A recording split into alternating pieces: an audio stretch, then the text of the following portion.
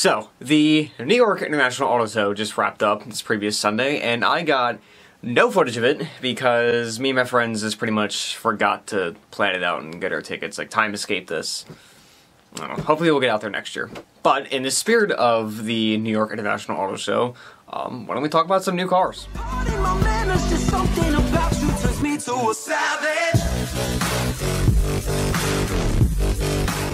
So this is kind of like an experimental little segment that I've been planning on implanting on my channel the last couple months. Basically just me talking about, like, you know, new cars, like new automotive technology, just general stuff that's happening within the modern automotive industry, and hopefully I can spark some discussion because it's also about hearing other people's opinions on the topics that I'm talking about as well as my own.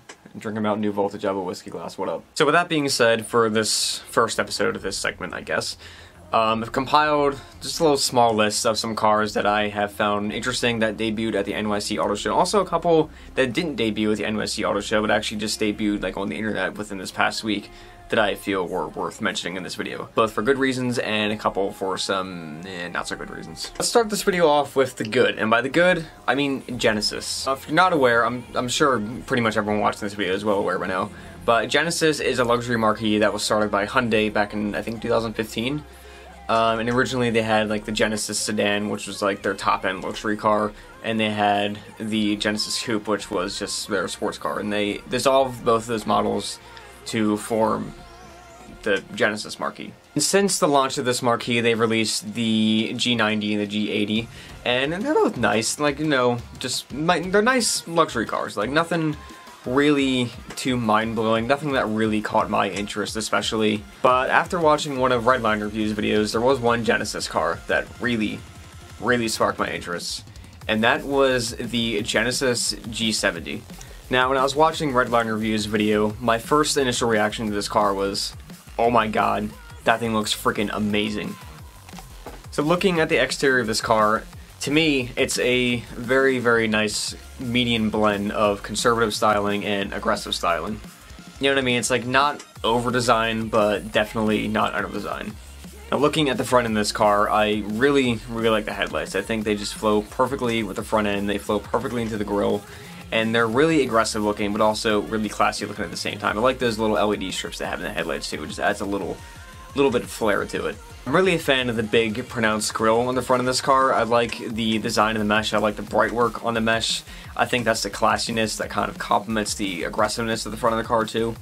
I like the bottom vents. They kind of concave upward, like into the grille, and it just like it flows like so nicely. Like the entire front of the car just like flows so nicely. A lot of automakers, when they try to, you know, like make those aggressive vents and like the aggressive headlights and stuff like that, they just like overdo it and it just becomes something that's just really not that pleasant to look at.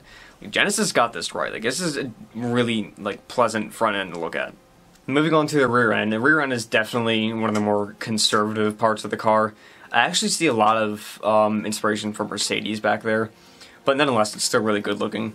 And again, I think that's the conservativeness that kind of complements the aggressiveness of the car. And also has legit dual exhaust tips. That's not something you see too often in the modern automotive industry, so that's always nice to have. Looking at one of the optional wheel packages, the wheels definitely complement the car. A lot of, almost most automotive makers seriously over-design their wheels, and it's just too much to look at. It looks like it was made by a computer and with no human input whatsoever. But again, Genesis, I'm gonna start calling them passive-aggressive. They went the more passive-aggressive route. Like, definitely an aggressively styled wheel, like I said, it complements the aggressiveness of the car, but also a conservative enough design to still be pleasant to look at and also simple. And I see Brembos, and Brembos is always a good sign. Now in the interior, again, I would never ever expect in a million years Hyundai to put out an interior anything like this. Like, everything just looks so nice and like so classy. I love the diamond stitching. I like diamond stitching. A lot of people think it's tacky, but I think it's cool. It just looks like a really nice, serene environment to be in, and comfortable at that too. I'm sure it's very comfortable. Like, everything looks well laid out. It doesn't look too all over the place. This interior is definitely up there with Audi, BMW, and Mercedes. Like, pretty much the best that Germany has to offer, I would say. Genesis has pretty much matched that.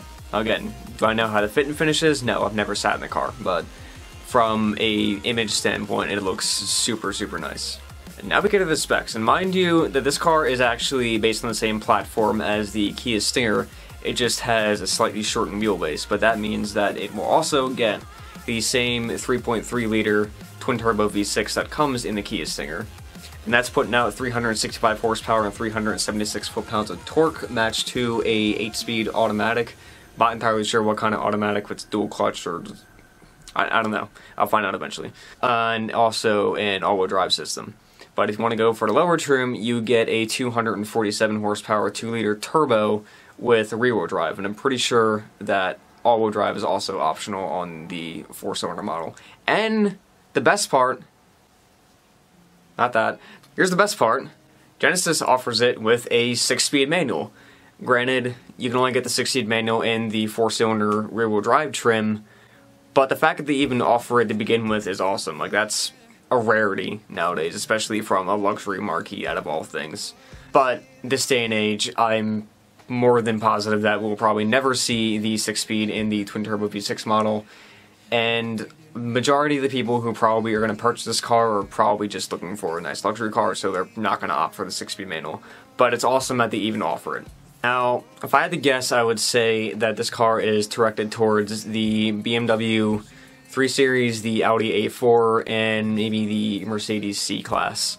Also, the power numbers, like, literally the 4-cylinder model and the twin-turbo V6 model puts it right there with the S4 and the A4 2.0 turbo. So overall, impressions of this car, very good. Hyundai is definitely putting in some work. Like I said in the beginning of the video, they are no longer the cheap car company that they were of the mid-2000s or early 2000s. Even, they got Genesis, they got the Kia Stinger, and even the Hyundai, they have the i30N and the Veloster N. Like, they're not messing around anymore. Hyundai is pretty much out for blood at this point, but the Genesis brand, it looks like they're definitely out for some German blood. Okay, now we move on to something that sparked my interest for a less appealing reason, the facelifted Camaro. Remember in, like, a couple years ago, I forget which Transformers movie it was, they released the new version of Bumblebee. And I remember thinking to myself, wow, that looks horrendous. Oh, good thing it's only a movie car. Nope! GM actually facelifted the Camaro. They actually made it look like that, and oh my god, Chevy, what the hell are you doing? Now, if I'm honest, I am pretty biased against GM. I'm not a fan of them. I've never had a good experience with the GM car. I've never known anyone that's had a good experience with a GM car.